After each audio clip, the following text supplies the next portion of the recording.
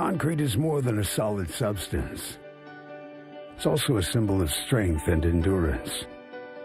A building block for foundations that last, allowing legacies to grow. Look at these teams.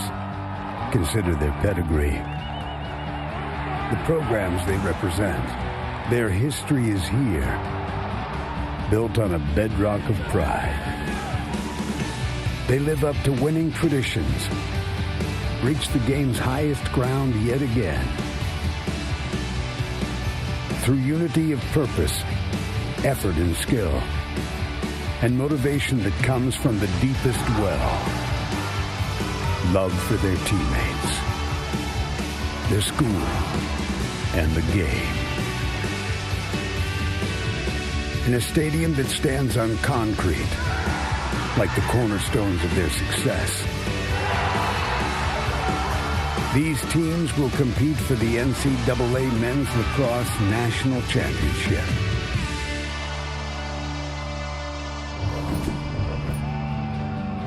Welcome to East Hartford, Connecticut. A championship weekend with more star power than ever. Features two of the biggest stars in the game and two of the most dominant programs of the past decade. Maryland undefeated from the Big Ten against ACC co-champion Duke. In semifinal number 2, the winner advances to Monday, where Virginia, the reigning champs, await. Anae Schroff with Quint Kesnick. Paul Carcaterra is down in the field and will be with us in a moment. Over the last 10 years, nobody has won more and nobody has been on the big stage more than these two teams. Yeah, we've enjoyed our time this week and this season with John Tillman, head coach of Maryland, and John Danowski at Duke. And the two holistic coaches, that's the whole student athlete. This year they talked about common sense, discipline, and sacrifice. Off the field and what you're going to see today on the field. Maryland may be undefeated, but Duke was the preseason favorite. They became the overwhelming favorite with the addition of a transcendent senior and a generational freshman. Michael Sowers graduated from Princeton 2020. He's got an extra year of eligibility. He's in the graduate school at Duke. What separates Sowers from the bunch is his quickness, his short area ability to accelerate. He's got amazing feet. He's like a point guard in basketball, Allen Iverson-like quickness, where he can free up his hands and find his teammates or turn the corner. He is fierce. He transferred to Duke, well, because he had a dream, and that is to win a national championship. He told us this week, these are the moments that I live for. This is why I chose Duke. A finalist for the Tewaaraton, the Heisman of lacrosse. He's second all-time in points in Division I history, and he is flanked by Brennan O'Neill, the #1 recruit in the country, the biggest high school recruit in the game of college lacrosse. He has exceeded the hype. His high school highlights jumped off the page. They're eye-popping. All he's done at Duke is live up to that reputation. The kid is throwing flames at the corners of the goal. Carc, Maryland says, I see Sowers, I see O'Neill, and I raise you Jared Bernhardt. Well said, Anish, and nobody to date in college lacrosse has been able to slow down the Terps' Jared Bernhardt. Nobody, and his secret sauce, without question, is his speed. He's like a rocket ship. The acceleration at X and behind has him shot ready in the blink of an eye. In space, Bernhardt shows you why he was an all-state option quarterback in Florida in high school. Bye-bye. He's the nation's leading scorer, and he's on a mission. Bernhardt is a Terp legend and looking for his second national title. Now today, he has not seen the likes of a defender like JT Giles Harris in pregame. I spoke to John Danowski, and he said they will put the National Defender of the Year, JT Giles Harris, on Jared Bernhardt. JT Giles Harris, another elite football player in high school. He's got great footwork, and he's strong as an ox. This is the matchup that I've waited all season long for. All right, guys, when we break, you're not going to come together and shake. You're just going to go to your positions. Goalies will stay. We're just waiting for zero. Men, congratulations on getting here, and good luck. uncertainty of the season, dealing with testing and protocols, Right, uneven schedules. No, cross, please. Go to your spot. And suddenly you can't shake, or apparently you can. You're already there. Might as well. This box clean. Times are changing, and thankfully so. Since 2011, this is the fourth semifinal meeting between Maryland and Duke. The Terps, a former ACC member. 3 ACC teams got to championship weekend, and John Tillman on the right. His Terps, like Diane, returning the cheers for the finale. John Danowski, 3 national titles. Nobody has more Division I wins than the Duke head coach. Jake Naso, the face-off man for Duke, having one of the best freshman seasons by a face-off man in history. Justin Shockey at Maryland. Face-offs have been an issue for Maryland, Quint, but in their quarterfinal win against Notre Dame, they won the key face-offs down the stretch. And Shockey wins the opener for the Terps.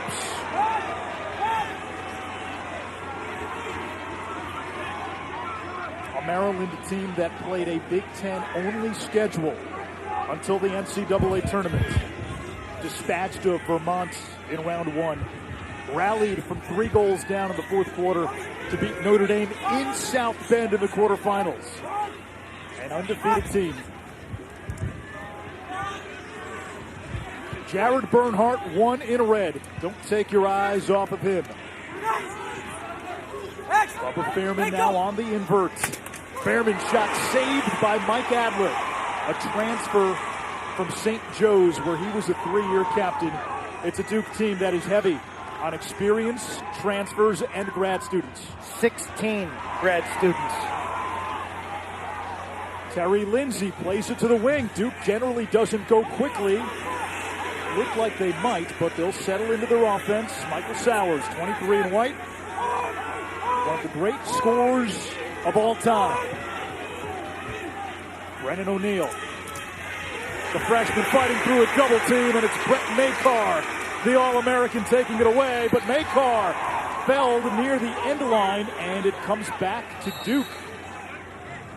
Robertson and Sowers converged. Sometimes the first minutes of these big games can be a little bit herky-jerky.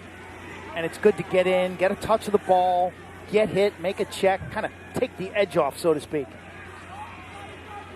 Nakai Montgomery, 15 in white. Another All-American for the Blue Devils. Now Sowers against Nick Grill. Defensive Player of the Year in the Big Ten.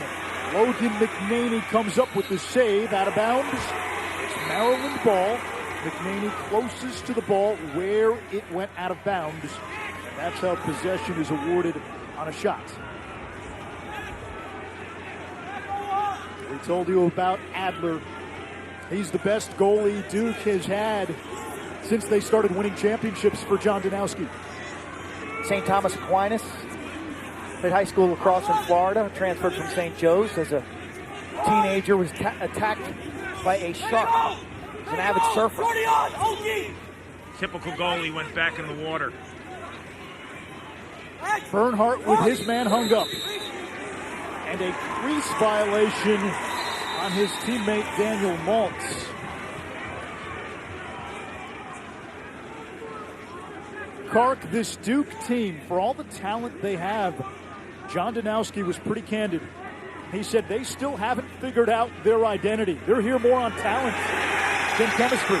I would agree with you, Anish, and it's the middle of the field. I think they've had some consistency on the defensive end with JT Giles-Harris and Kenny Barra.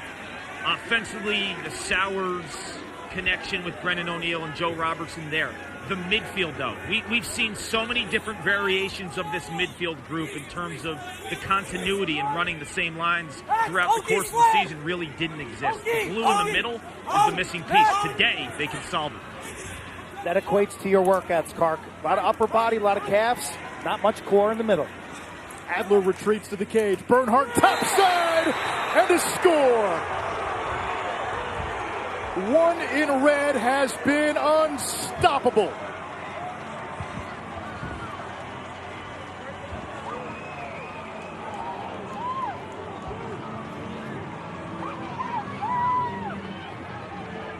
Terps do a terrific job matching feet on the ride, okay? That is finding bodies basically in a zone coverage and covering. JT Giles Harris, he's forced to throw that ball to a man who's covered. It gets away from him at the other end.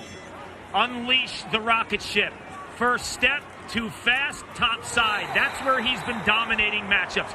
Rarely does he have to use his rollback because he gets his feet and his hands free with the burst. That is the rocket ship of Jared Bernhardt.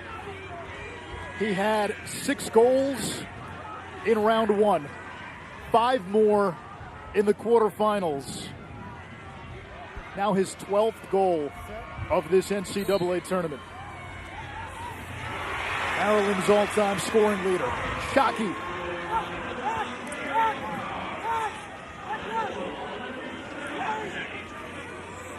This is a Terp offense that blitzed its way through the Big Ten. It's a league, quite honestly, that a little subpar defensively, but man, this team can move the ball. Rapid, crisp passing, bodies are moving. Offensive coordinator Bob Benson's got this team playing just a beautiful brand of half-field lacrosse. Logan Wisnowskis now. Adler out of the cage. Back pedals in. Wisnowskis against Kenny Bauer.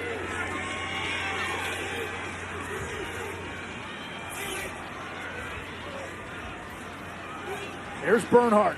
Over to Wisnowskis, his sweet spot. It'll stay with Maryland. The shot clock resets on a shot on goal. Anything that hits the goalie, the pipe, or if it goes in. Terps getting their looks. Here comes Kyle Long, an adept feeder out of the midfield.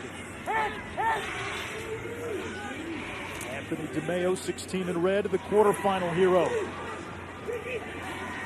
Feet in front, looking for Maltz. It's picked up by the top defenseman in the country, JT Giles Harris, the Schmeisser Award winner.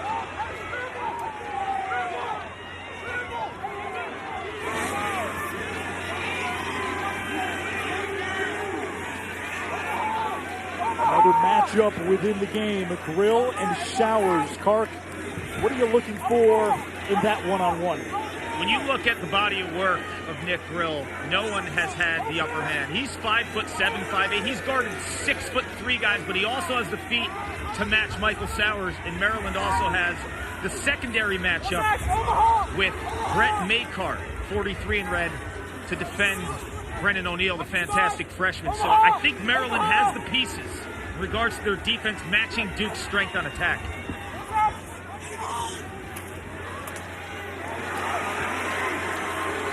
Nice pick defense by Maryland as Duke's using the pick and roll game. Logan McNaney in the cage for Maryland. He has never lost a game as a starter.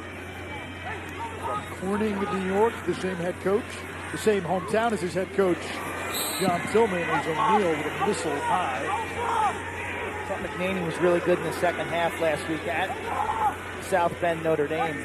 Made some plays outside of the crease, ground ball pickups, and a couple of aggressive outlet passes that really made the difference in that comeback. Sowers at the Lowry pick. Grill the takeaway.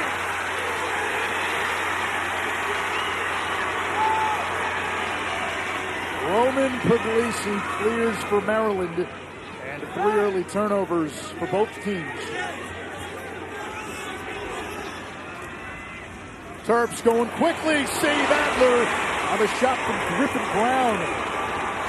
The Colgate transfer, a pair of goals in 4 of his last 5 games for the Terps. Duke in transition, Dyson Williams with a great look. And missed the mark. He scored a goal in almost every game. That streak ended last week. They both teams a little sketchy in the substitution game.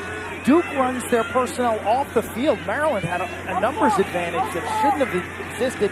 Then they counterattack Maryland. It's rare to see the Blue Devils run. I think they need to add that to their arsenal today. Transitional lacrosse.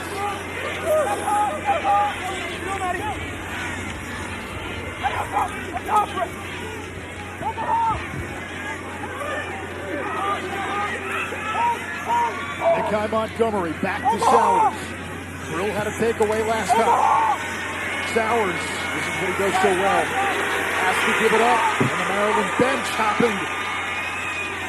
Watch inside! Drill's a good matchup for Sowers. He can match feet with him. Kevin Quigley. Montgomery has the short stick. Kaufman. He had 3 goals against Maryland in the semifinals back in 2018. That was as a freshman. And the Terps get the backup. There's McNaney again, making a play outside of the crease. Not assuming that the Duke player was closer, but actually sprinting to the end line when Sowers and company stood there as spectators. I think they surprised Sowers, right? Because McNaney, when you're a goalie and you can anticipate that shot going wide in one motion, he's tracking the shot but then turning to the end line to get that ball, and Sowers is in disbelief. Now Bernhardt. He's got his man hung up. Adler out of the cage again. He's not afraid to press out. JT Giles-Harris stays with Bernhardt, and one of the rare times Jared Bernhardt has been denied topside. Fairman beats Lyshow. Skip pass. Kyle Long down the alley. That one hits the pipe. Stay with Maryland. And shot clock refresh. Duke catches the break there. Again, a gorgeous offensive pattern. Ball reversal. Body's always moving. Defensive roles have to change. It's hard to keep up with this group. They get the ball in and out of their sticks. Duke pressing out now.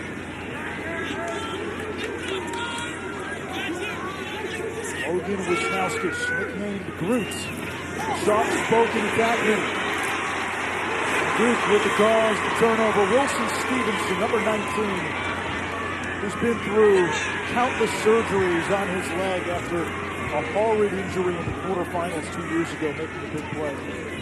2 years ago at Hofstra, 8 surgeries later. Dyson Williams with a bouncer and a save by McNaney. And Clark, you get the sense Maryland is almost daring Duke to play fast. They are. The Terps can get up and down right here. We got one. Bernhardt! Oh, what a save by Adler! Crease violation. Are you kidding me with that save? That was ridiculous. He was completely lunging, had no balance, and somehow lunges and puts his stick back in front of the lacrosse ball. Just never give up, never give up. Deal with the fakes.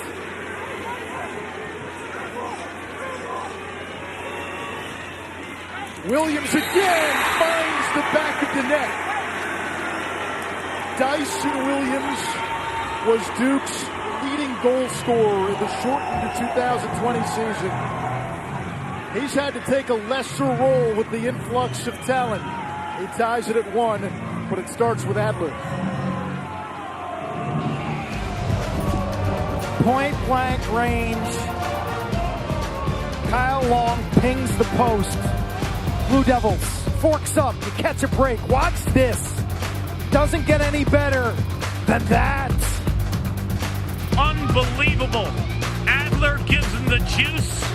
Williams does what he does so well. Closes the deal. We got another one in East Hartford, all tied up.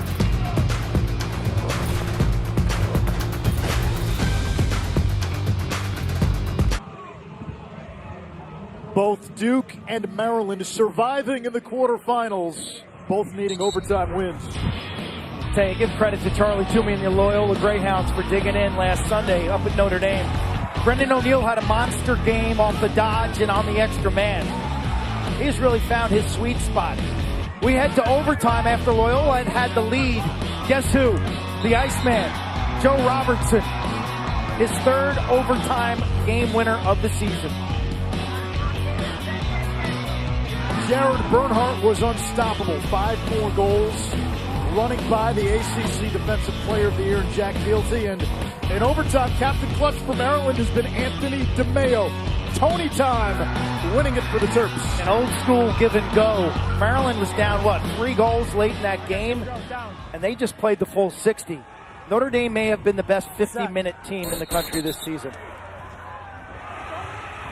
A face-off violation, so Maryland has now won all 3 face-offs. And You brought up a good point last week where Maryland, Rutgers, the face-off numbers were not good heading into the NCAA tournament.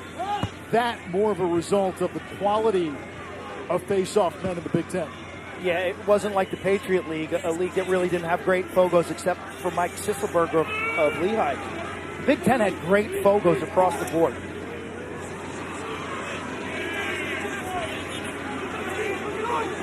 Bernhardt again. Gets around JT Giles Harris, picked up by Lindsay on the switch. This is dangerous for Duke. Bernhardt plays it back to DeMayo. Look at the way the Terps move the ball. That time it hit the turf. It's Fairman. So they're looking for layups and dunks, is Maryland. I think the way to defend them, two opportunities. One, you just pack it in and give them the outside shot. The second would be you play them on the perimeter and make them score unassisted goals. Brower came out on the switch on Bernhardt. A short stick matchup here for Wisnowskis. Bernhardt. Shot blocked.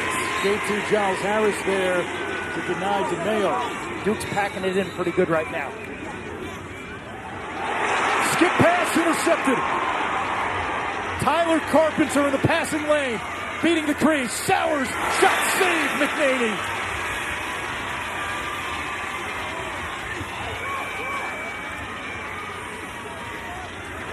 The Terps come away with it. It's Kyle Long the other way. Long has it knocked loose. Ooh, man. Bodies flying. Two Blue Devils were down. JT Giles Harris slow to get up. That's not good. This is a National Defensive Player of the Year, limping noticeably. The Maryland player hit a Duke player who then hit JT Giles Harris right around the knee. There's the hit. And teammates collide. Clean hit. Ooh, he's lucky the left knee hyperextends a bit. Frank Marinello will come in for JT Giles Harris. Anish, that is the case with Marinello, but they'll put Kenny Brower on Jared Bernhardt. Brower's defended a lot of teams opposing number ones. He's a cover guy, an elite defender in himself, 43 in white. So he's used to those kind of matchups when he's on Bernhardt. They'll support, but they have faith in him. Brower that time defending Holden, the Hobart transfer. Bernhardt's got Marinello, draws the slide, the pass tipped. Maryland keeps it on the offensive half. It was a tip pass. Duke's really packing it in defensively. Daring the outside shot. Look how tight their splits are. Holden again, the former statesman. And that's Brower making the play defensively. Duke has been active. Bernhardt on the ride. Another big ground ball. Stevenson has it. Here comes O'Neal, charging through the cage, looking for the cutter, Camille. And Grill's got it for Maryland. You can tell Duke is not comfortable playing unsettled. They haven't really done much of it this season. It's not in their DNA, Carp. No, and Maryland can. You look at Maryland's defensive midfield group. I mean, they're shorties. Roman Puglisi, Alex Smith. Those guys have the green light. They can run end to end.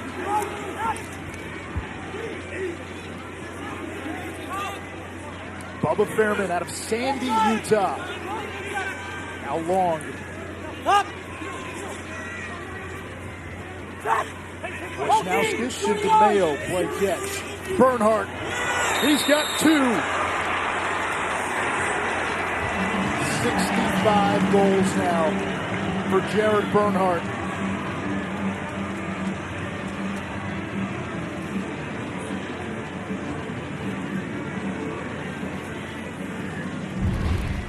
Blue Devils have an opportunity. O'Neal has got a 3-on-2. Pass off the mark, and Grill scoops it up at the other end. One thing that we've just loved about Jared Bernhardt's game this year, Kark, is his willingness to play without the ball. When you talk to John Tillman, he'll tell you Jared might be their best off-ball player. We've seen him multiple times on tape throughout the course of the year playing the inside game, because when teams are doubling him and there's so much attention on one in red, he can go inside and he can play that game and cat and mouse his defender, and he gets shots off so quickly like a crease attackman would. That goal he scored twice, exactly the same play against Michigan this season, from that high slot as a right-handed cutter. And Kark, no disrespect to volume shooters, but Bernhardt's efficiency is off the charts. He's now scored on more than 50% of his shots. It's unbelievable what he's been able to do in terms of just maximizing those opportunities. Pager, this flag is down right now. Bernhardt's shooting over 50%. Red 2-8, red 2-8. Illegal procedure, 30 seconds. What's illegal about the procedure?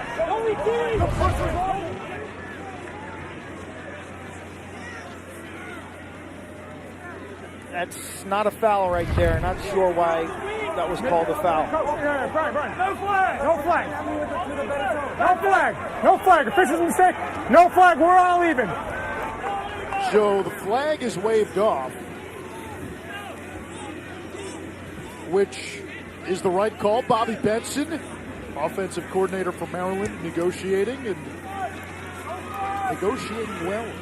He knows the rules. I mean, there's not a rule in that book, that thick book, Anish, that Bobby Benson doesn't know. I mean, when you have him on your staff, it's like you have another official in regards to just breaking everything down. But one last note on the Bernhardt. When do you remember a perimeter attackman shooting over 50%? I mean, that's nuts to me. I mean, normally guys in his style are like 35% shooters. Agreed. Benson's got a little bit of Rain Man in him, doesn't he? In the NCAA tournament, Bernhardt 13 out of 19. Robertson, who had the overtime winner in the quarters, bobbled it. McNaney looked like a beetle trapped in amber and somehow got out of it, and then throws it away.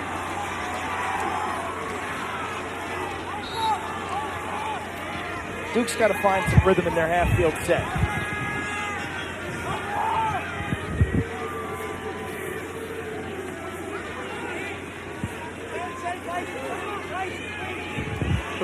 Turnovers between the two teams in this first quarter, 8 by Maryland.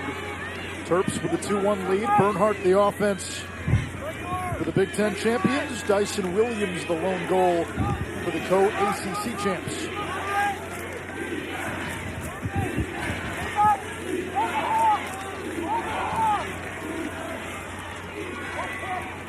Sowers milks the final seconds of quarter number one. Gets the pick from Williams. Grill, matching feet.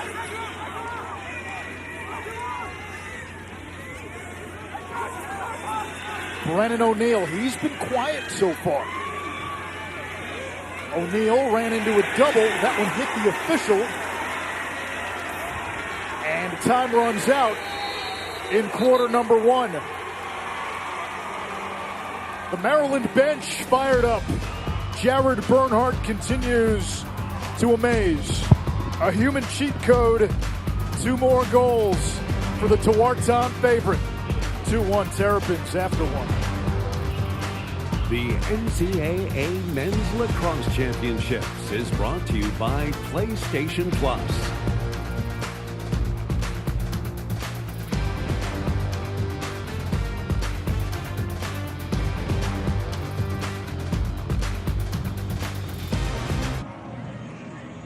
Duke head coach John Danowski telling us he recruited Jared Bernhardt and said, I recruited him off of his football tape. It was an option quarterback from Orlando, Florida. Got offers from Navy to come be their option QB. I think the one he wanted was Georgia Tech. And every time I saw Paul Johnson, like, you got to take a look at this kid from Orlando. Well, he ends up going to Maryland and playing lacrosse. His dad, Jimmy Bernhardt, a longtime college football coach, started out at Hofstra, then Brown, then UCF. His dad passing away in 2019, and Jared still has the dream to play college football.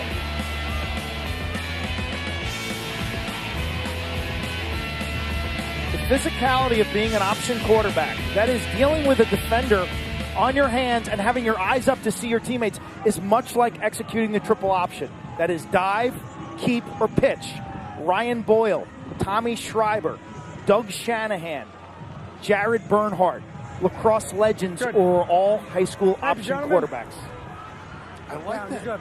Dive, keep, or pitch option principles. Set. That was John Danowski's assessment when we said, hey, how do you defend Bernhardt? He said it has to be a team effort. It's not about matchups. And then he added, what we're trying to do is defend a football player playing lacrosse. Maryland turns it over. JT Giles Harris took a spill in that first quarter, back in there for Duke. You know, it's interesting. You watch the Maryland offense. It's like hot potato. When I spoke to John Danowski right before the game, he mentioned the ball can't get sticky. Can't die in sticks. Like Michael Sowers has to make those quicker decisions. Is it my time to go, or is it my time to move the rock? I think Maryland's been masterful at that at times throughout the course of the year. It's been them in North Carolina and everyone else in terms of sharing. Duke, at times, the ball sticks too much. Who can win a matchup, Duke, from the Clark from the perimeter? If you're Duke, who can win a Duke matchup other than Sowers? I think Nakai has to be that guy. 15 in white, first team All-American, Nakai Montgomery, but he's been quiet the last 4 or 5 games. Quigley turned away by Puglisi, the short stick. Montgomery, great feed. McNaney, the denial. 4 saves by Logan McNaney.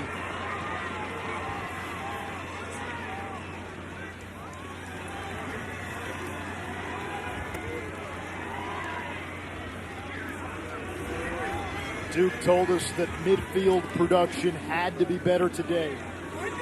Did not get much from that unit against Loyola. A game in which John Danowski said his team played tight. Worst offensive performance of the season, according to Dino.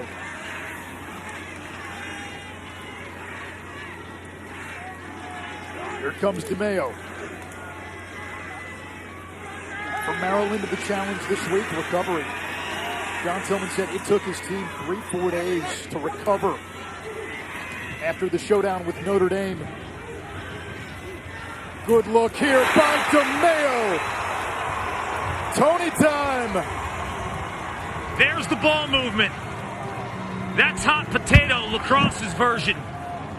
Everyone knows there's one more pass to be had. And Anthony DeMayo, game-winning goal in overtime against Notre Dame out in South Bend on the road. Dug deep. This time sets his feet and finds that far pipe on Adler. The exclamation point is an 8-yard shot with no defender in your face. The ISO of Adler shows he has no chance. The reflex is just not that quick. But it all starts with a double team drawn on the far wing that gets the defense in motion. Maryland spacing perfect. 10-yard crisp passes right on the money. In and out of sticks. Easy layup. A 4-1 face-off advantage for Maryland. And we get movement against the Terps. Duke ball.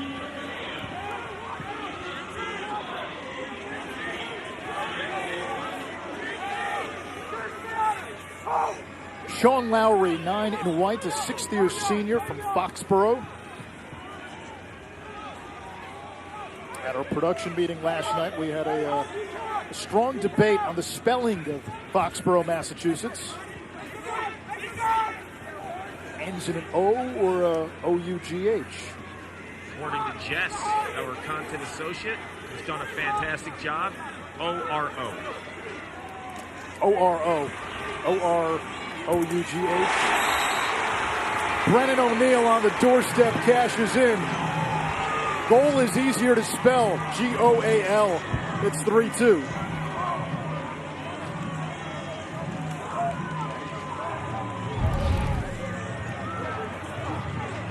Tillman looking at the autopsy report from this goal. The damage report says loose ball on the ground, over pursued by a bunch of red jerseys. O'Neill is a horse. He's a freshman. 6'2" or 6'3". Look at those legs. 230 pounds. Much faster than advertised, Paul. And the subtleties, too. Did you see the instincts in terms of putting the stick in the inside when he felt the pressure from Maryland's Brett Makar. This kid is phenomenal. Watch his high school highlights in terms of his creativity. And, you know, a lot of people have compared him to a John Grant Jr. The way he's built and the way he moves, he's got flashes of Gary Gayton. And I'm not saying he's the next Gary Gayton, who's the best player to ever play the game, but he's got flashes of that in him. A failed clear. Now Bernhardt with a head of steam. Fakes the pass. Over to Wisnauskas. Tried to play it back, and Maryland couldn't hang on. Duke with a transition opportunity. Carpenter cranks. And O'Neal closest to the ball when it went out. McNaney back into the cage. Grill goes to work on Sowers. Duke clearing has been an issue all season.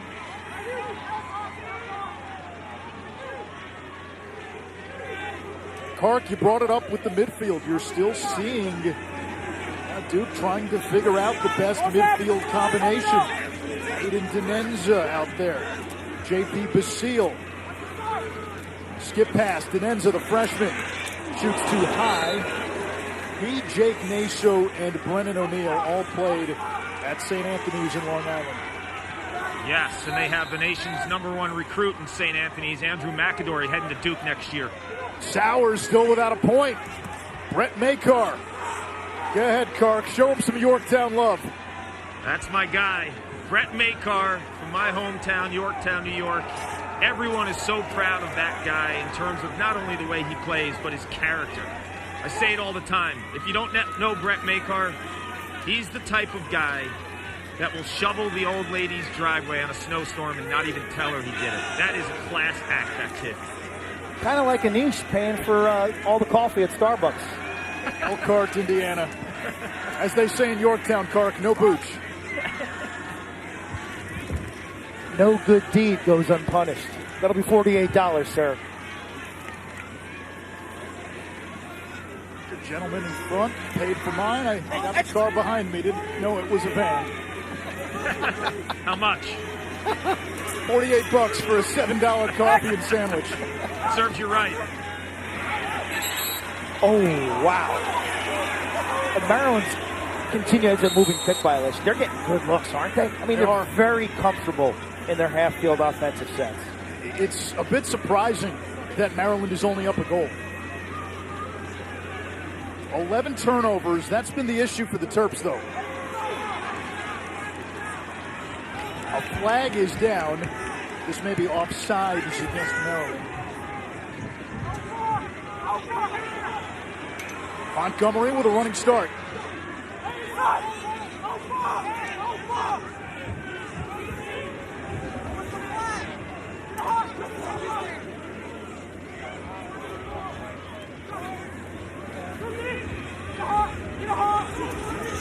Here's Nakai, senior out of Dallas, Texas.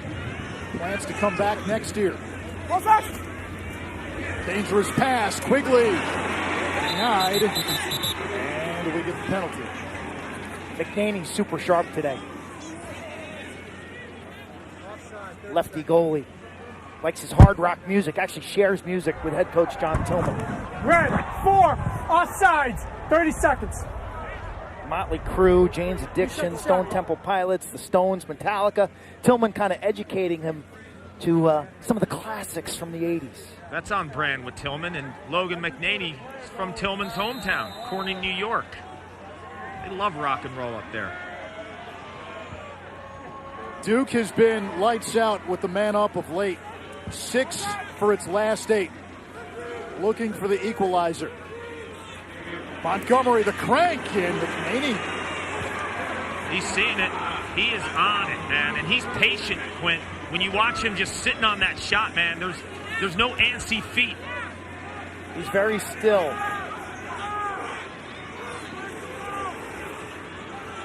Makar has Puglisi. Here comes Roman.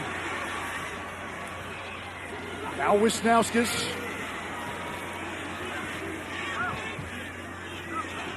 Chased down by JT Giles Harris.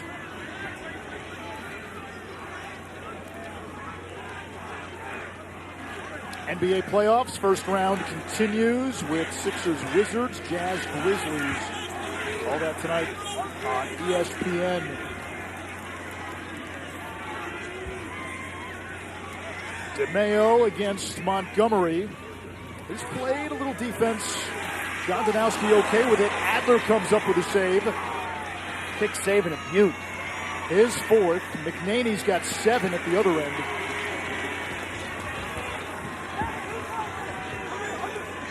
New 82nd to shot clock. Bernhardt. A hat trick for Bernhardt.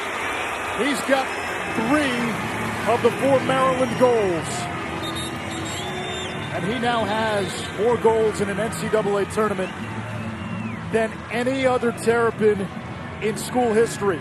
14 goals in this tournament, one more than the 13 by Mark Douglas back in 1991. Be the best. It's been a shooting clinic, a shooting gallery. They're getting all the looks that they want. He's done it off the dodge, Quinn. He's done it in the inside game. And on his third of the half, he shows you some plant, rip, make it count.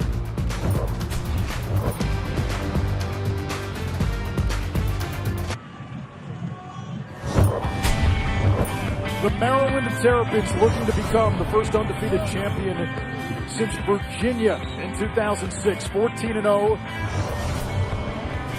12 of those wins against the Big Ten. Big Ten champions, regular season and tournament. Beat Notre Dame in a hard-fought quarterfinal in South Bend. We never heard a complaint. Hey, we're the 3 seed. We have to go on the road to take on the 6 seed in the quarterfinals. And since John Tillman took over, they have been a fixture in this game and on this stage. What's impressed me most about John Tillman this year is the human connection he's been able to make with these players. He lightened up. He kind of turned down the volume in terms of their practice workload. Instead, buying wiffle balls and wiffle ball bats and allowing the guys to hang out after practice. And his tendency is to be very intense and very detail-oriented. He had to adapt, and he did that. Now, we did see him coach yesterday a walkthrough practice that may have been one of the most impressive we've seen in our time covering championship weekend. Incredibly detailed. There's Kyle Long, saved by Adler. But I think he understands the push-pull that goes along with, hey, if we're going to practice that hard, that detail, that specific, I also need to go easy on my guys. Kind of cut them free at the end of practice to just be young student athletes who are dealing with a really difficult spring semester during a pandemic. 100%. You want your team to smile more than ever, right? Everything off the field that they're dealing with and the restrictions. Tillman is one of those guys, preparation-wise, it's hard to find anyone who's more detail-oriented, but he also understands the journey of these athletes and making them happy and having them peak in a moment like this in May. Sowers too high. Quint, I go back to 2017, and John Tillman was very candid about this back then with us. Having Matt Rambo and Colin Heacock, big personalities, that helped him grow as a coach. His biggest challenge with this group, you've got the different parts coming in from the transfer portal. You've got Jared Bernhardt in a year where it's really tough to form relationships. Somehow he's found a way to get it done. Robertson to Lowry. Clark, what's wrong with this Duke offense right now? They're not finding their groove in terms of initiating. The Dodgers, right? Who is the guy that's going to break their man down? Well, right there, how about Sowers? 23. Don't blink. Wow. Highlight reel, individual effort, and John Tillman's reaction. Yeah. Hey, sometimes there's no defense for greatness. There's only one other player in college lacrosse history that I've seen with the quickness, the electric feet, like Michael Sowers. That's Mikey Powell, the great Syracuse four-time All-American and National Attackman of the Year for 4 straight years. Michael Sowers has that in his game. In a fraction of a second, he can explode and find pay dirt. His traction looks terrific today. Some wondered about the rain and playing on this grass field. If he'd have that cutting ability, just answered it, didn't he? Face-off violation on Maryland. Up for the Terps, playing on grass is something they haven't done in more than 4 years. I can't believe how this grass is held up. Honestly, I thought it would be a mess. If you look at the face-off X, it's not even chewed up at all. Look at the goal crease. This is 100% natural grass with all the rain that we had overnight during the first game. Traction, to be quite honest with you, is not a factor. Swim move to get 3 by Quigley. Back to Montgomery. Back to X and Sowers. He's got Grill hung up. Sowers waiting, probing. Dumps it off to O'Neal. The freshman. Looking for Sowers. Grill knocked it down. It's picked up by Quigley. 20 to shoot. Sowers and Grill again. That's been a fun matchup so far. O'Neal against the short stick. Shot clock winding down. Ledman dropped it, and it's picked up by Alex Smith, the son of DeMaurice Smith, the head of the NFL Players Association.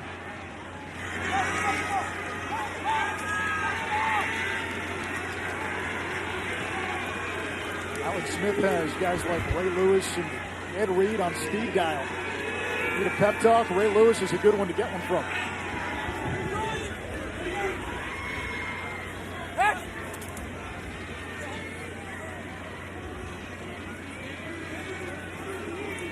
Wisnauskas to Bernhardt. 3 goals today.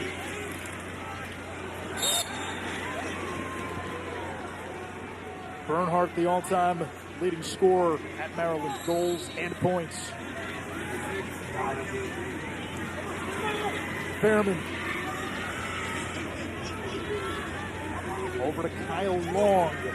DeMeo has it cutting Wisnauskas. You can set that to music.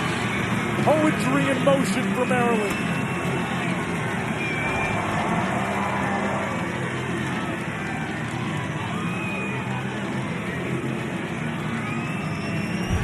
This offense has been humming all season. Long, down the wing, Wisnauskas, who had cut left-handed across the middle of the formation, continues his run behind the net and then in front. The defender's allowed in the crease, but for some reason decides to trail Wisnauskas, who then has a step. The ball stays hot. They are so unselfish. You see the big lefty from Sykesville via Boys Latin School, via Syracuse as well. Yeah, you can't teach that off-ball awareness. I've said it before, too. He's one of those guys, he's not fast, but he always gets a step on someone. He reminds me of Dirk Nowitzki. When I watched Dirk Nowitzki play basketball for all those years, he gets his hands free.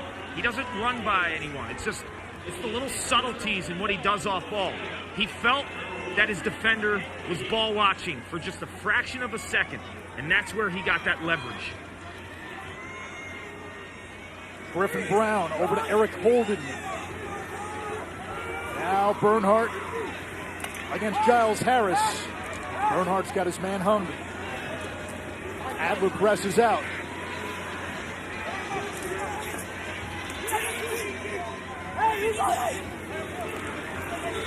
They've got the matchup. Bernhardt against the shorty. Help coming. Bernhardt plays it up top. Perfection. Griffin Brown, the Colgate transfer. Maryland stopped turning the ball over. And since they've done that, they've had their way with this defense. When you mentioned pack it in. Griffin Brown is the stretch shooter. A couple of years ago, up in the Carrier Dome when he was playing for Colgate, 4 goals, spraying from downtown. When you have the attention of Bernhardt behind, you see all those white jerseys? If someone can find that passing lane, you will have time to set your feet, let it rip, and get it by Adler. Goal cam tells the story. But Bernhardt gets the matchup against the shorty, and that's an automatic double team. So JT Giles Harris rotates to him, and Bernhardt, like the option quarterback he was, he reads the coverage. He throws the skip pass, turn and rake. Maryland's offense is a thing of beauty. If you're a middle school or high school player watching this game, or a young youth coach, tape this game. Play these formations back, because these guys are flowing. Tomorrow, noon Eastern on ESPNU, it's the Women's Lacrosse Championship. BC and Syracuse. Charlotte North, best player in the country. The star for the Eagles. For more information on the 2021 Men's and Women's Lacrosse Championships, visit NCAA.com, your home for all 90 NCAA championships. John Danowski looking for an answer. Duke down by 3. A team that Danowski admitted was still searching for its identity. Kark. Searching for an identity. They had pieces to the puzzle, right? But then you bring in Michael Sowers, a generational talent who's used to having the ball on his stick for so long. So how do you incorporate him into the game? On the other side of the field, though, I think they felt the confidence in terms of the continuity with JT Giles Harris. And he's got that Bernhardt matchup right now. And if you remember in the first quarter, he went out for a little while. His left leg right now is wrapped. And when you're going against a speed guy like Jared Bernhardt, you want your top dog to be 100%.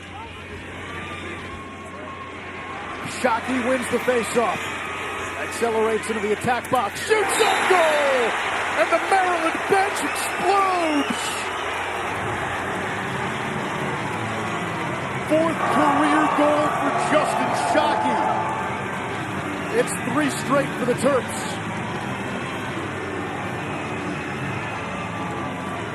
Tell you, this big senior's been doing it for a long time. He's part of the Hog Pen. That's the nickname for the face-off specialist down in Maryland. He's an avid whitewater kayaker. He's a good athlete who's evolved his game with the rule change, and he sniffs this one out. You don't give me the respect, I make you pay. Look at the placement, too. Old school overhand right into the bottom corner. And I'll tell you what, coming into this game, no one felt that Maryland had the advantage at the face-off dot with Shockey. Naso has been terrific this season for Duke, the best freshman face-off man in the nation. But John Tillman, in big moments when he has time to prepare, if you remember back in 2017, using the entire unit to capitalize on those face-off moments. Yeah, Maryland has such a strong history of turning what appears to be a face-off potential shortcoming into an advantage by using film work and by getting great performances from their face-off men. In 2017, they found an answer against T.D. Erlin and Jake Withers and Trevor Baptiste. Think about who they had to go through to get to the championship in 2017. Coming up at halftime, a first half breakdown of this game. Plus, we'll recap Virginia and North Carolina. Chris Cotter, Dave Petramala, Matt Ward in the studio. I would be interested in hearing Coach Petramala's opinion on how you best handle Jared Bernhardt and the Maryland offense. You go into a time machine and you get him, 21-year-old Dave Petramala. Yeah, exactly. I mean, what are your options? I would, at this stage, what Duke's doing is not working, okay? They're trying to pack it in. Maybe you just extend and say, hey, Maryland, if you're going to score goals, it's got to be unassisted. You got to run by us. But the problem with that is Bernhardt's going to run by every time. Every time. So he needs a double, but maybe the other guys don't. And so that gets really complicated. As the line goes, there was only one catch, and that was catch 22.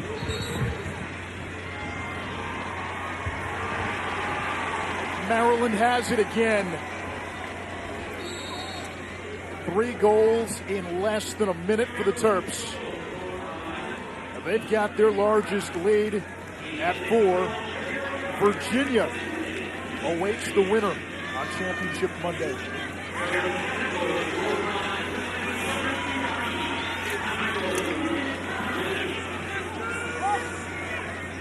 if it is Virginia and Maryland, a rematch of that 2019 controversial quarterfinal.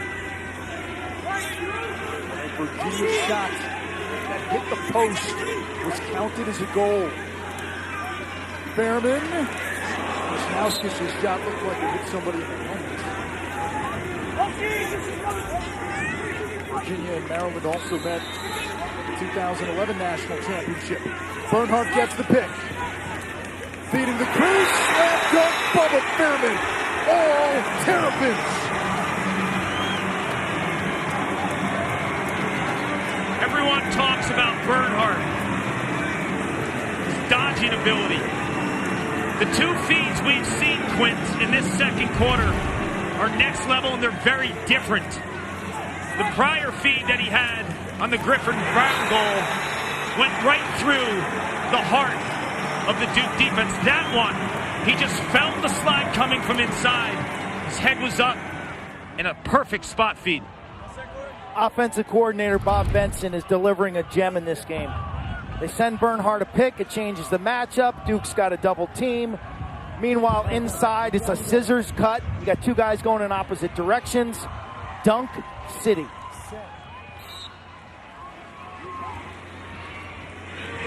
Bernhardt now 1 point away from tying Ray Altman's single-season school record for points, 93.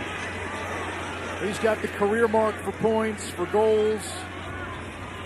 He's got the single-season record for goals this year, 66 now. It almost doesn't matter what happens in the second half of this game or Monday. Quint, I don't see how he doesn't win the Tewaaraton. A penalty coming against Duke. Brown streaking down the alley. Cuts it back. Didn't get much on the left-handed shot. Still a live ball. Bernhardt was going for it. Giles Harris down again. And Maryland will go man up.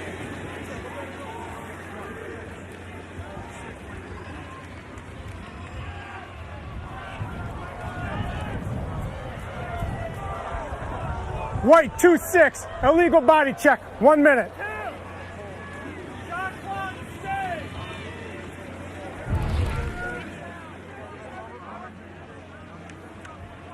John Geppert legging that ball up, and that's just high, clear violation. Just the wrap on the left knee of JT Giles Harris, National Defender of the Year. A 1 minute man up. Now Maryland can take this into halftime and start the second half with the ball, no face-off. But if they get a good look, I would imagine they try to tack one on here if they can. No, they're going to hold this thing. Now they're going to hold it. It looked like they were probing to see if something is there. So if Maryland hangs onto the ball, and they will, Terps will have the ball, no face-off, and an extra man for the first 26 seconds of the third quarter. Maryland closing the half on a 4-0 run. Duke got to within 4-3 on a goal by Sowers. The Terps respond. Bernhardt has had a hand in 5 of the 8 Maryland goals, and nobody has figured out the kryptonite for one in red. John Tillman saying to us, Bernhardt's only point of reference is himself. And he has proved that today in so many different ways. The dodging game, the shooting game, the passing game. Kark. Yep. You know, Coach, offensively, the ball movement and the extra pass, where did you see the seams in the Duke defense? Well, I think that's the thing. We've been getting good matchups, and then when we've gotten good matchups or we've gotten hung situation when they pull the goalie out, we've just really emphasized to our guys, just keep moving, and then we've drawn slides. We just talked about keep that ball hot and then attack the inside, make sure they defend you, and make the extra pass. And it's an unselfish group for sure. Coming into the game on paper, Duke had a huge advantage at the face-off dot. You're 9 for 13. Why? Justin's been great on the whistle. He's done a really good job. And obviously with some wing play, we had some hustle plays there that have really helped us as well. Thank you, Coach. Thank you. Under John Tillman, Maryland has played on Memorial Day 5 times. 30 minutes away from getting back there for a 6th time. The Terps close the first half on a 4-0 run. Bernhardt continues to be unstoppable. 8-3 Maryland. To Chris Cotter in the studio.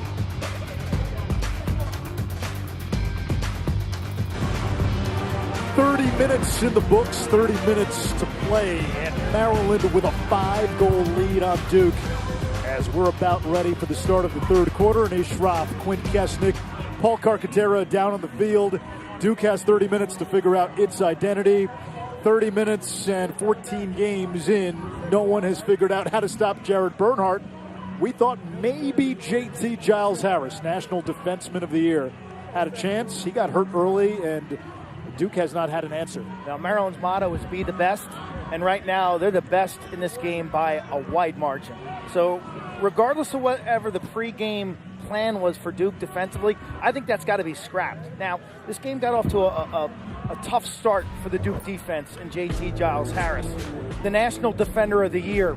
You see a hit, and then his own teammate is angled into his left knee, which hyperextends. He's been in pain the entire first half. He doesn't look to be 100%, but he's gutting it out. Meanwhile, Jared Bernhardt continues his postseason tear. 6 goals in round 1, 5 goals in the quarterfinals, 3 goals, 2 assists so far. If you play Maryland to stop Bernhardt, they can beat you by moving the ball. If you want to take away the crisp passing and ball movement, Kark, they can give it to Bernhardt on an island. There does not seem to be an answer for this offense. And it's not just Duke that's dealing with it. College lacrosse dealt with it all season long. Bernhardt has been an outlier. But I just spoke to John Danowski, Duke's head coach, and he told me about JT and his health. He said he's banged up, but he's a 5th-year senior. There's no way he's leaving this game. Couple things offensively. He said they're holding on to the ball way too long. Basic exchanges, catching and throwing, an issue. And then on defense, they're slide happy. They just have to stay true to their matchups and have a little bit more faith in the one-on-one matchups. No face-off to begin the third quarter. Maryland starts man up. 26 seconds on the Maryland extra man, as the Terps look to extend a 5-goal lead. Here is Bernhardt. Carpenter knocking it away, and a caused turnover and a sign of life for Duke at the start of the third. Duke needs a juice play. They need to change the mojo of this game. Well, that's an opportunity to get things maybe rolling back in their favor. Got a good reaction from their bench on that turnover. Can they make it matter? And a flag coming against Maryland. Brower lost his stick, so now Duke will go man up. Duke went offsides there to end the play, but prior there was a flag down.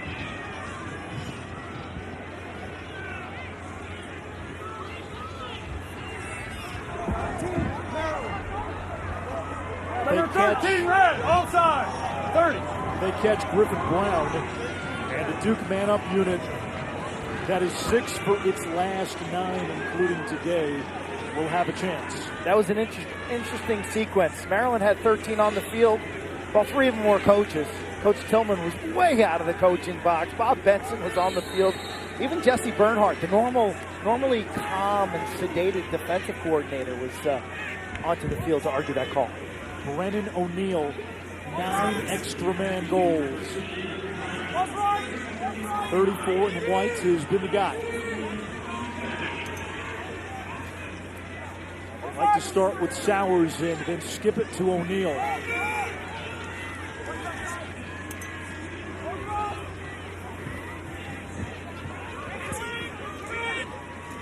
Full strength and nothing even resembling a shot attempt.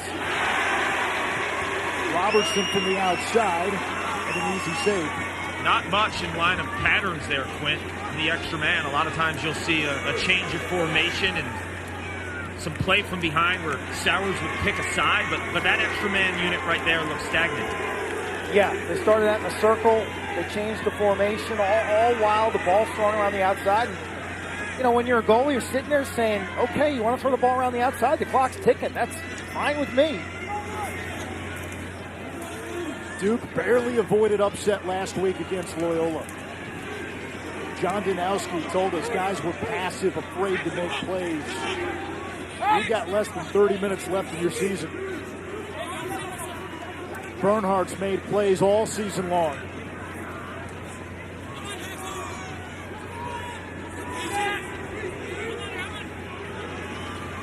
DeMeo, fifth-year senior from San Diego. Maryland's win last week at Notre Dame, and this was one of the most intense quarterfinal games I can remember. Kyle Long to Bernhardt, save Adler, rebound to DeMeo, and Maryland with a new lead.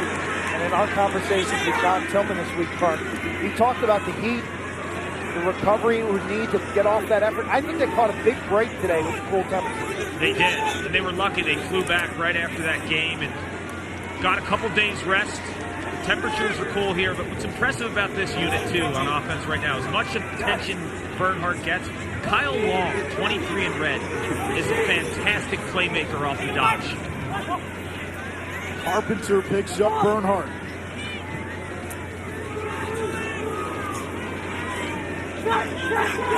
Merriman's pass to Wisnauskas. Brower all over Logan Wisnauskas.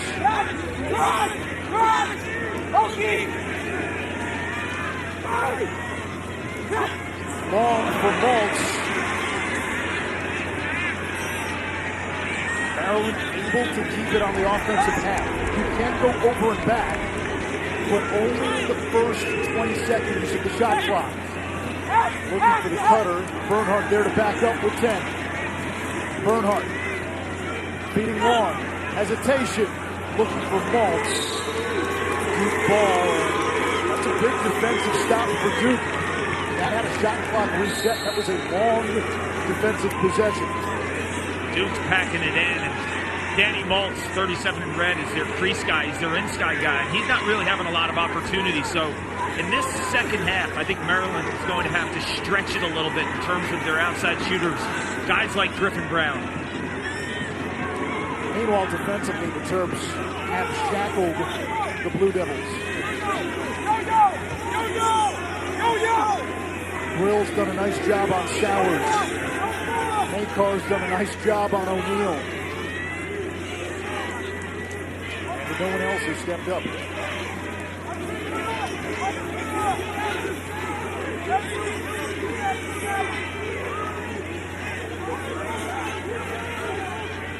Puglisi with Lowry, stride for stride. O'Neal did not have an angle. He's a lefty. Left hand free. McNaney to save, and that's been the other factor for Maryland. McNaney's playing his best game of the tourney. Puglisi the other way! It started with the save, and then Roman Puglisi in transition for his 13th career goal.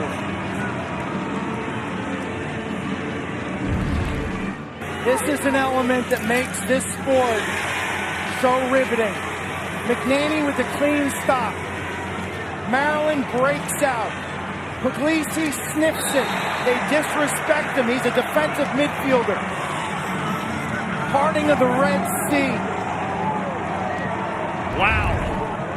Maryland has Roman Puglisi. Duke does not have that type of player in the middle of the field from the short stick defensive midi position that can make a play like that. Dan O'Connell at the face-off backs. Duke trying everything. The Holy Cross transfer. A loose ball push on Duke. Maryland has it back. Oh, now they'll say it's Duke ball.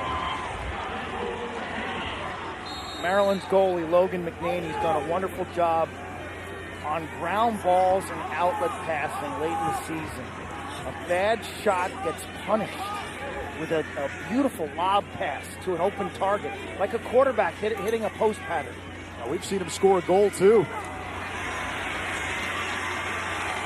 Makar the takeaway. Ledman the trail check. Picks it up. Plays it back to Sowers. Schurer jumps off of Sowers, who's now defended by Grill as Duke moves it to the near side. Joe Robertson's been quiet. In White had the game winner in overtime in the quarters.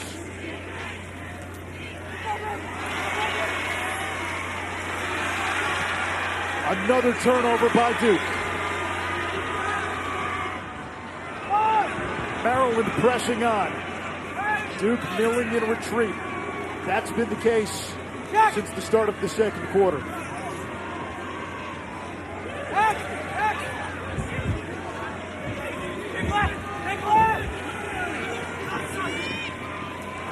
Not close. Bernhardt dominating play. Bernhardt against Giles Harris.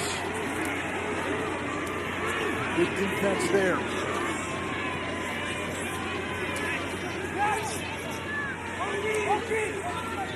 A 6-goal lead for the Terps. Check!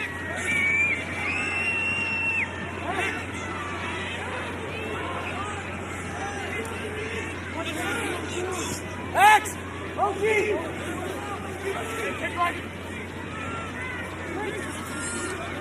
Bernhardt to Griffin Brown. 15 to shoot. It comes back to Holden. The Hobart transfer against Nikai Montgomery. Bernhardt from the wing. Maneuvers in. Adler got a piece of it. It's loose. Brower buttons his way out of trouble. Terrific ground ball by Kenny Brower and strong two-handed cradle through traffic. Sophomore lefty. He's a player. Yeah, with the COVID year, he's got 3 more years of eligibility. This is the type of player that could be a National Defender of the Year, 43 in white, Kenny Brower. Clark, Duke only has 2 shots in the last 12 minutes. Shots. It's incredible. When I spoke to John Danowski, he mentioned his defense needs to time their slides properly. Maryland's defense is timing their slides and their help and support perfectly.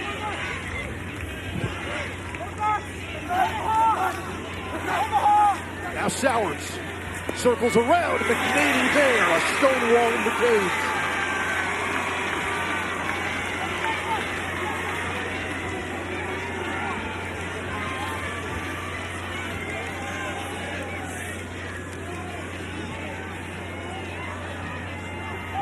A Duke offense that averages more than 15 goals. Held to 3. Maryland, the number 2 scoring offense in the country. Only behind North Carolina. The Heels lost to Virginia earlier today in the first semifinal. The top 4 scoring offenses all advanced to championship weekend this year. The most star-studded field we've seen. We're getting closer to narrowing it to 2. Virginia and the winner of this game.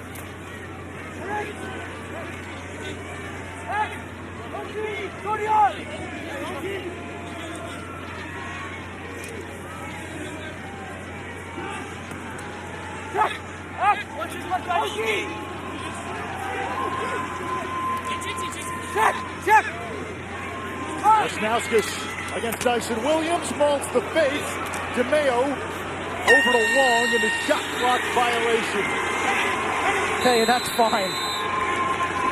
Maryland works so hard on offense. You know, people who think offense is stand around and watch a guy dodge to the goal.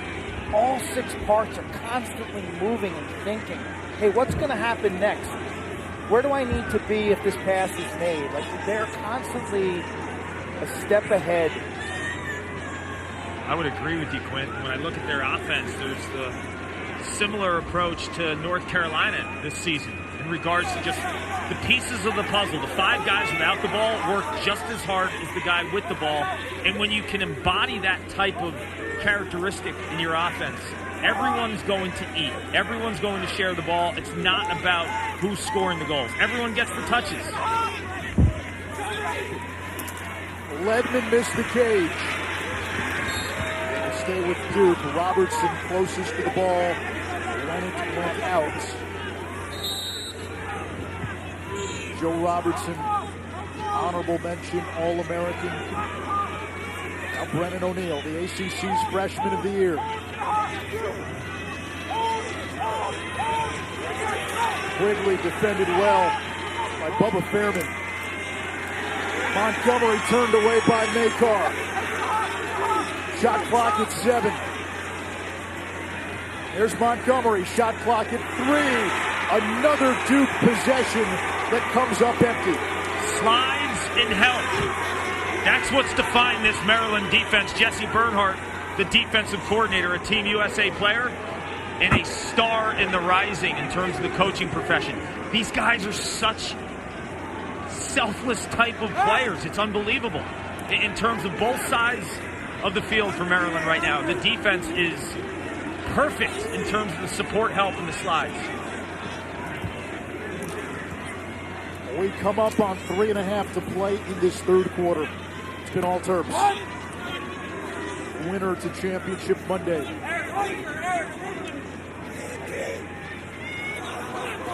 Holden to the wing, top shelf.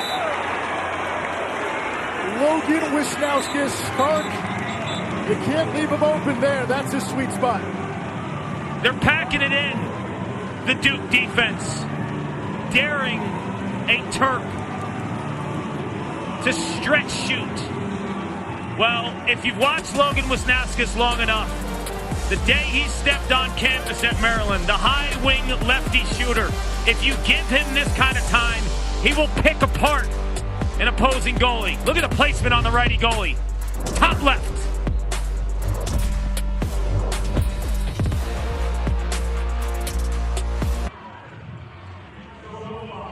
Lacrosse, a family affair for the Bernhardts. Jesse Bernhardt, a 2-time All-American at Maryland, now an assistant coach.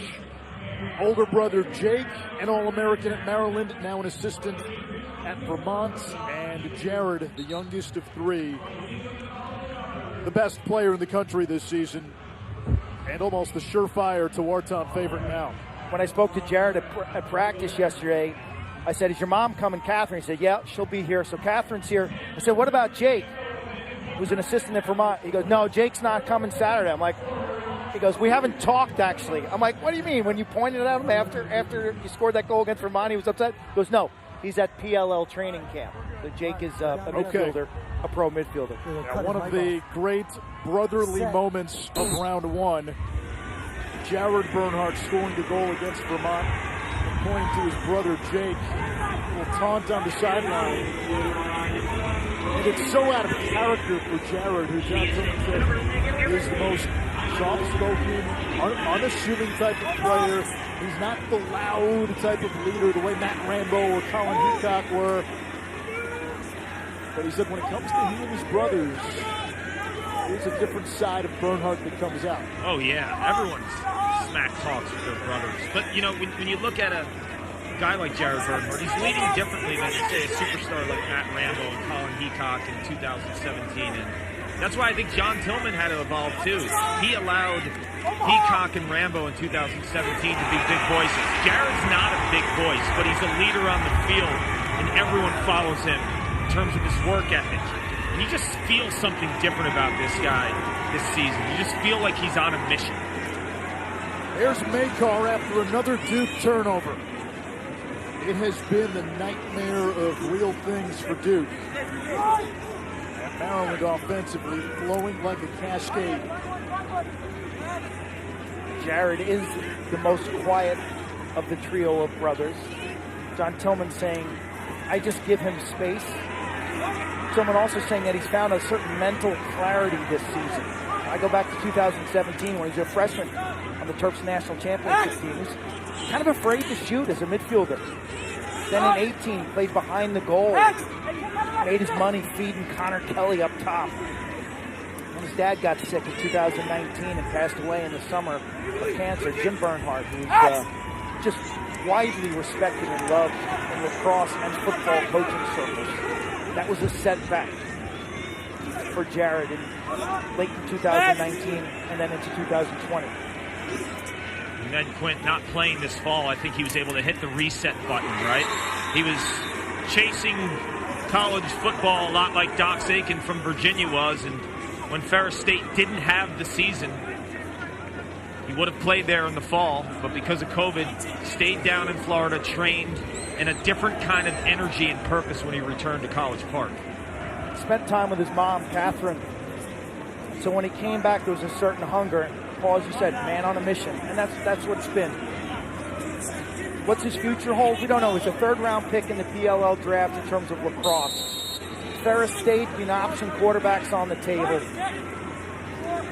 I think if I'm Mike Loxley, the head coach of Maryland football, I invite him out. I just haven't seen an athlete like Jared Bernhardt play lacrosse in, I don't know, a decade or two.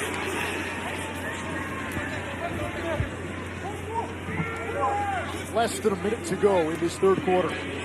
Bernhardt, a save by Adler. Maryland wins the race to the sideline. New shot clock.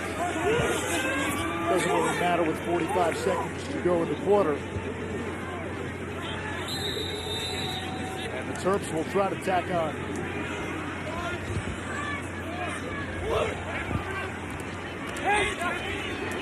Six unanswered for Maryland. This one knocked down. Adler tried to recover it. It trickles in.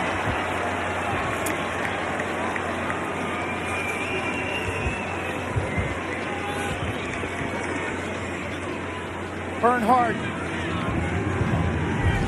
Scoop and score from inside. On the rebound. Watch number one. He's right in the middle of the slot area.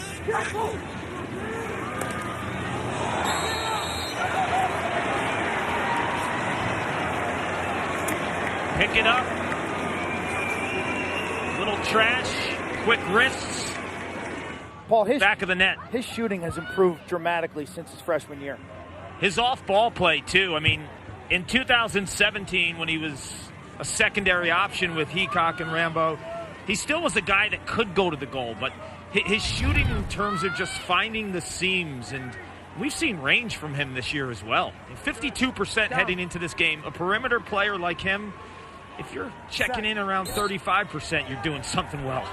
93 points on the season. That ties Ray Altman's single-season school record.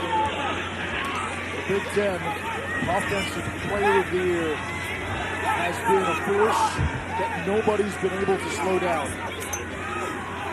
7 straight goals. Dyson Williams ends the long scoring drought for Duke. It's 11-4. The Blue Devils went more than 20 minutes without a goal. The one player for Duke that I think you can consistently force feed and jam it inside is Dyson Williams. He was an attackman as a freshman last year. He was Duke's leading scorer before the season was cut short.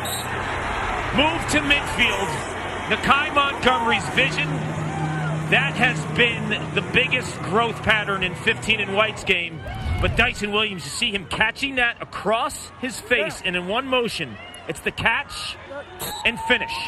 Why don't they feed him more inside? Underutilized this year. He is sincere and humble as Dyson Williams. Last year in 8 games played, 25 goals. He's the number 3 recruit.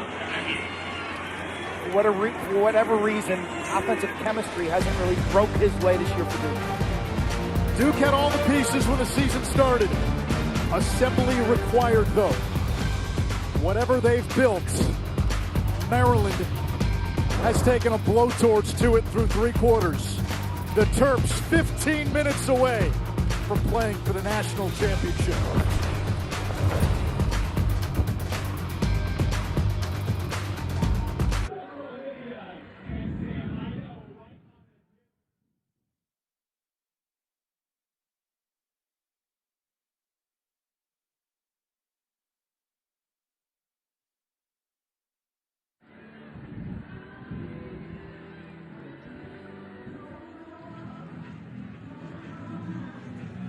All right, thank you, Chris. By the way, have you seen Petro's mustache? No. Solid, man. Really? Solid. Have you seen Anisha's hair? Solid. Now that's going tomorrow. The haircut is tomorrow. 11-4. Maryland on top of Duke. 4th quarter underway Terps have controlled the faceoff X. O'Connell, the Holy Cross transfer, who only took 7 faceoffs in conference play, gets Duke the ball. They're down by 7. Clark, you saw Duke in desperation mode in a comeback win against Notre Dame. They were down 4-5 in the fourth quarter, and they almost threw their playbook out the window and gave the ball to Michael Sowers and said, drive, we don't care how you get us there.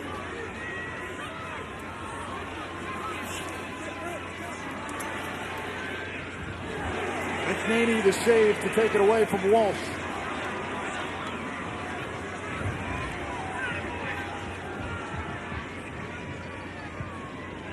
Duke's got to extend now on the perimeter. They got to pick the tempo of this game up. I don't think they can afford to sit back and play it straight up as they have been. So you got to get out on the perimeter, overplay the ball, force Maryland to go to the rack. Because time is not on your side if you're the Blue Devils. That is kicking the Hornets' nest, the way Maryland can move the ball. Duke has had trouble timing its slides. Maryland has picked them apart with precision passing.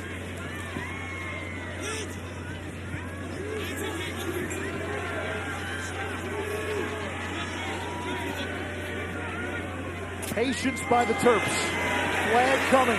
Wisnowskis. No goal. And Maryland goes man up.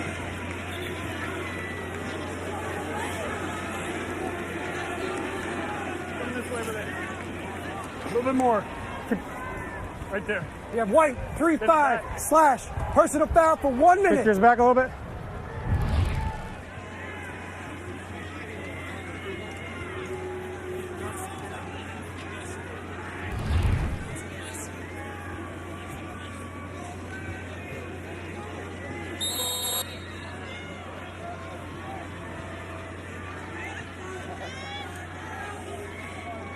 Jared Bernhardt sitting on 199 career points, looking for 200. Had some English on it. Maltz got rid of it.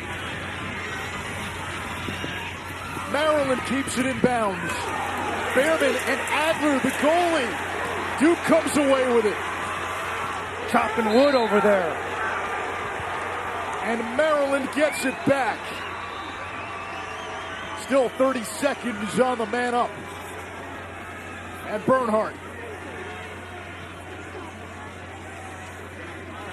One more point, not only 200, it would make Bernhardt the single season points leader, one better than Ray Altman. Here is Bernhardt.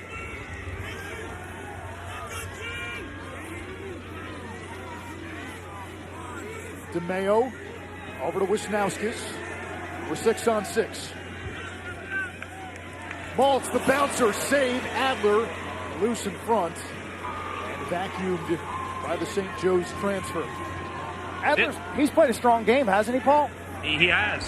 He's been the least of their worries. What concerns me, though, when you're down 11-4, you need to strike in transition, and that's something I haven't seen Duke do a ton. They put up 14 goals per game, but it's been in the half-field set from a majority of what they've done offensively when they've hit on big number games. It's been Michael Sowers, it's been Brennan O'Neill. We haven't seen defense to offense, quick strikes. Well, here's a little new wrinkle today. Sowers initiating from up top. Owen Caputo's shot not there. Grill hits the deck, chasing the grounder. It's shoveled ahead. That's Makar.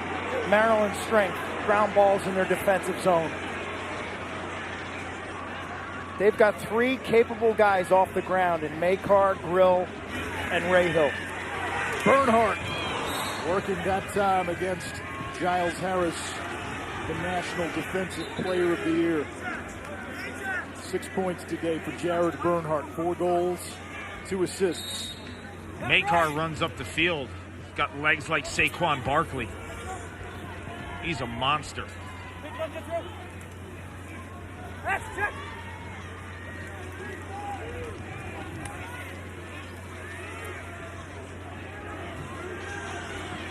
Maryland will play slow here.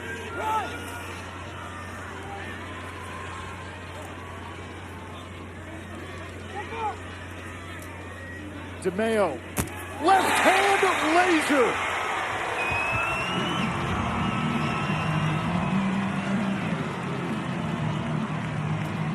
A step away underneath.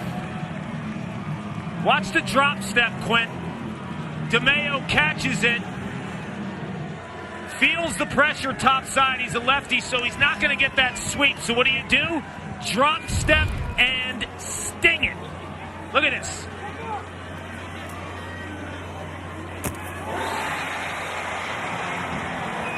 Sound effects sold separately. The level change, the low release to the high location impacts the goaltender's hands. Adler just with a little dip of the top hand. Set.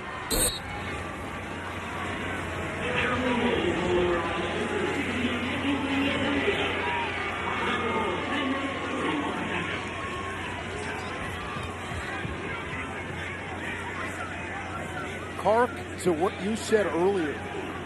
Not only does Duke have to make up this deficit, but they don't play in transition. They've got to figure out a way to get 6-on-6 goals in the last 10 minutes. Yeah, that's a tall task because Maryland has Alex Smith, right? He can run in transition. Roman Puglisi runs in transition, can score. Duke does not have that aspect of their game. And let me tell you something, too. This is a Duke team that's averaged 14 goals. We talk about Maryland's selfless offense, and I mentioned their selfless defense. What does selfless defense mean? Well, it's sliding and understanding and having the confidence in your team to play together that your guy might score, right? So when you slide early, you're worried about your matchup. Is he going to score? Maryland doesn't care about that. They slide at the right time because it's the right move. A lot of defenders sometimes worry about their guys, right? I don't want my guy to score. Maryland believes in their system. And Duke offensively has been silenced. Michael Sowers, only one goal. Brennan O'Neill, only one goal. Duke has connected on just 4 of 26 shots. A timeout by Maryland and a good one by John Tillman. Not looking to cede even a sliver of momentum to John Danowski's Blue Devils. The Terps, 9 minutes and a change away from a date with Virginia.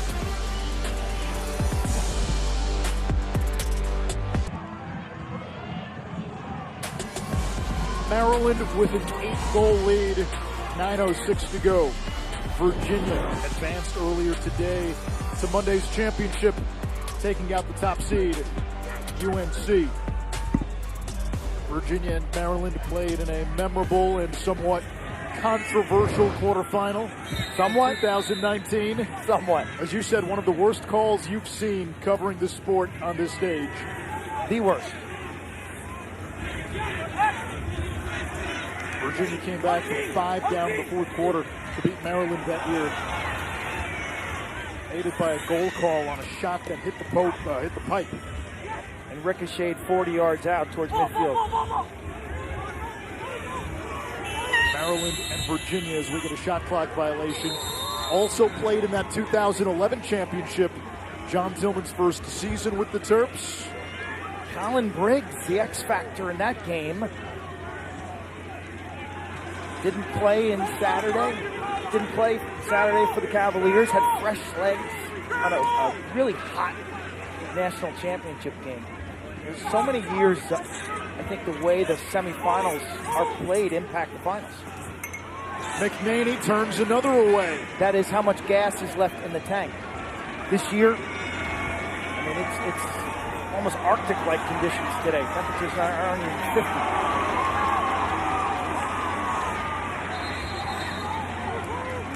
Give Virginia credit. They've changed their entire yearly plan for Championship Monday. Sunday is a work day at the University of Virginia lacrosse program. Lars Tiffany brings the guys back in. They do a light workout, so they're used to a fast turnaround. It's kind of in their weekly. They're built schedule for this weekend, and a lot of folks wonder: is there an advantage to playing in the early semifinal? 11 of the last 13 national champions played in the first semifinal. The exceptions: Duke in 2010, Maryland in 2017. Clark gets a slight advantage playing in that first game, no doubt. Oh yeah, you get the scout. You get the scout, you get extra hours, you get an extra meal, you get extra hours of rest.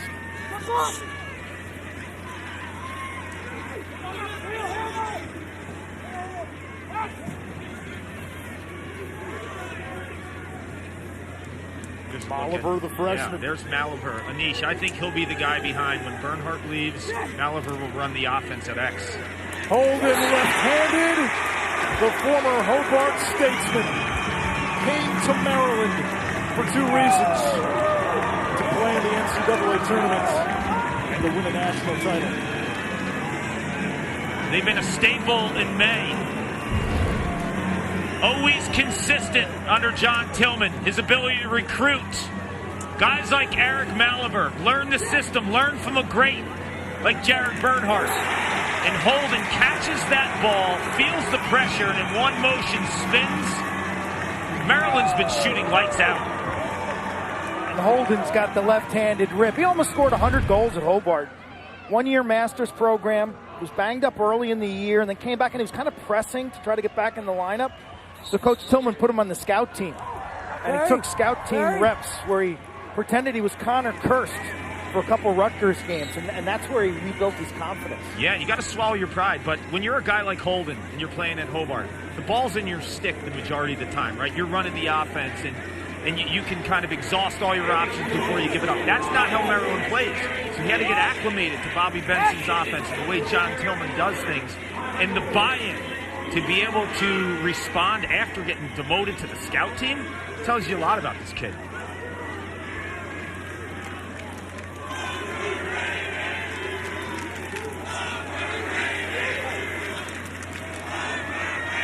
When this NCAA tournament began, we have 5 teams in our crosshairs: Duke, Virginia, Notre Dame, and UNC out of the ACC, and Maryland out of the Big Ten.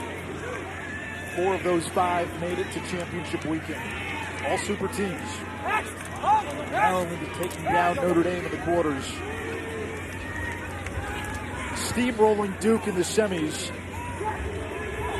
And Q, if Maryland finishes it on Monday, going through Notre Dame, Duke, and Virginia, 3 teams from the best ACC that we've seen. That is one heck of a run to perfection and through this NCAA tournament. No doubt. They got to get Jared Bernhardt out of this game. Fourth quarter, 5 minutes to go, up this amount of goals. And you got the franchise still out there. Do you remember a guy named Dylan Malloy, Park from Brown?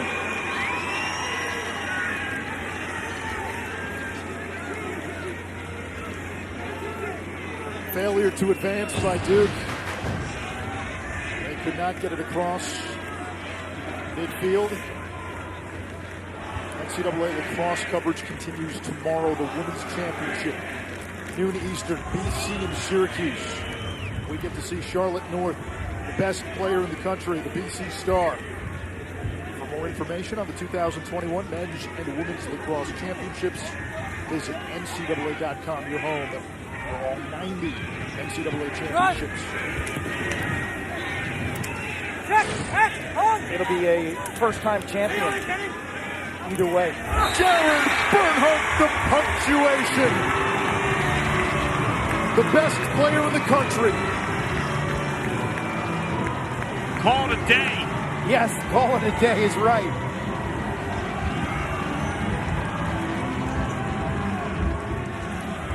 .200 career goals. He sets the single-season points record. He has rewritten the Maryland record book.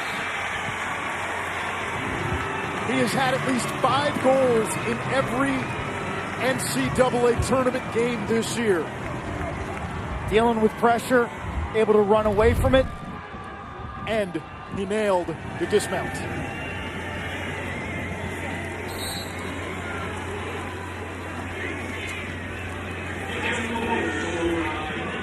We watched him after the Vermont game sign in lacrosse balls in College Park, and as if he didn't want to leave the stadium that day. Remember, as a youngster, watching his older brothers play for Maryland, he was in the locker room when he was like 10, 11, 12 years old. This is a program that's been a part of his life for a lot longer than just his 4 or 5 years. And I just watched him sign. It was like he didn't want to leave, you know? It was like that place became a part of him. The Bernhardts here are what the Powells are to Syracuse. Brennan O'Neill, the freshman. Great career ahead for him, but for Jared Bernhardt, 200 career goals now. Only 4 players on that list. The others, Zach Greer and Justin Gutterding of Duke, and O'Keefe, the all-time goals leader for Penn State. He did it this year with a monster X on his back. Every team tried to stop him. Right? That was the headline of every scouting report when you played Maryland. Stop number 1, and no one could do it. We'll talk about it Monday, but historically, if you're a Maryland fan, there's just 2 guys now. It's Frank Urso, who won 2 national championships. He's a multiple first-team All-American. And Jared Bernhardt. Those guys are 1-2-2-1, depending on what happens on Monday afternoon. It's a generational debate now. Urso was a 4-time first-team All-American at the midfield. They'll both have the 2 national titles. It's a good debate to have, but when you're in a conversation with Frank Urso, you're a legend. Final minutes of Michael Sowers' collegiate career. At Princeton last year, had there been a Tewaaraton Award, Sowers was the runaway favorite. In the midst of the greatest season ever, he was averaging more than 9 points a game. He came to Duke, and so did this guy, Brennan O'Neill, the freshman. Duke was the preseason favorite. McNaney, another save. It was depth, it was experience, it was talent. It was good, but never great. We kind of waited for Duke to play that A-plus game. And we never saw it against elite competition. Yet they still found ways to win. Now on this stage, everyone's got the talent. The best are left. And the offensive chemistry, Sowers had his moments, no doubt. In the end of that Notre Dame game, I'll never forget. His High Point game was incredible. I'm not sure the system ever quite worked to perfection with him. The good news for fans is you get to see him in the PLL. He'll be playing pro for the Water Dogs, number 2 pick. That starts next week. He'll be in the mix for Team USA. He's an amazing player. When you look what he's done since the moment he stepped on the field as a freshman at Princeton, Michael Sowers delivered and answered the bell. But in this season, the best player in the country has been Jared Bernhardt. And in this NCAA tournament, there has not been a close second. The speed is unmatched, and Jared Bernhardt, I mentioned earlier, has been on a mission from the moment he stepped back on College Park's campus. It's amazing. There's nothing he can't do. He showed you a little bit of everything today. The dodging, the shooting off ball, the passing. It's Jared Bernhardt's team. He might not be a vocal type leader, but it's his team. He's an introvert off the field. He's dealt with the passing of his dad in the summer of 2019. A dad who was a college football coach and extremely well respected both at Maryland and nationally. He's come back as a man on a mission, and he's played like a man all season long. 16 goals in this NCAA tournament. 5 goals, 2 assists today. Heart like Hercules, feet like Hermes, shoulders as wide as Atlas. He has played like a man on a mission, and he is our Capital One player of the game. No surprise. It has been one sublime performance after another for Jared Bernhardt. And you saw late in the season when the stakes were raised, really that Big Ten semi against Michigan, where 8 goals or so? 8 goals, 2 assists, and it was almost a ruthless, untouched. I can do what I want, and I know it, and you can't stop me. Yeah, like, I got more. I'm like, oh, you got more? There's more? This is pretty good. You got more? Yeah, I got more. Like, I've been kind of coasting along here during the regular season. Now there's more. We'll get more on Monday. The matchup with Virginia's very long, rangy defense will be fascinating. Virginia will try to do what nobody's done this season. That's stop Bernhardt. This is a Cavaliers team, though, Kark, that is playing its best ball late in the season. Give me your first glance at Monday's title game. 2 things that separate Virginia in terms of the turnaround, right? Because we had a lot of questions and moments in 2021. One was their off-ball defense. They'll have to play the way they have been down the stretch. They fine-tuned ways to play together, to communicate. Maryland moves the ball at hyperspeed. That's one thing that they'll need to do against Jared Bernhardt and the Terps. The other thing, the middle of the field, a question mark for Virginia and their short stick D-middies. Could they get transition? Could they get loose balls? Today they did. But Maryland has those guys as well with Roman Puglisi and Alex Smith. So I think there's going to be tremendous unit matchups in this game. One more for Sowers. That's just bookkeeping. 14-5. A 2-time Tewaaraton finalist. One of the most prolific scores in the history of the game. Tough ending. He's shown humility, respect. He's always been super polite with us, and the kid is a worker. It's been fun to watch him play. Good news is now with pro lacrosse, we get to see him take his exploits to the pro game where he will light up the scoreboard and be super fun to watch.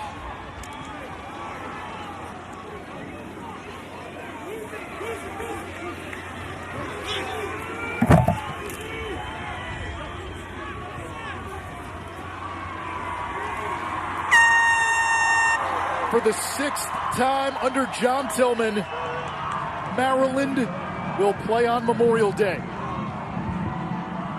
A dismantling and demolition of the team everyone thought was the team when the season began. Duke. The Terps remain unbeaten, playing for history, looking to make this one of the great runs through the NCAA tournament. They took down Notre Dame. They vaporized Duke. They get the reigning champion Virginia on Monday. And it was Virginia that ended Maryland's season the last time the Terps were in the NCAA tournament in 2019. Final score from East Hartford. Maryland 14, Duke 5. It'll be the Terps and the Cavaliers on Championship Monday. Quint, Kark, and I will be with you then.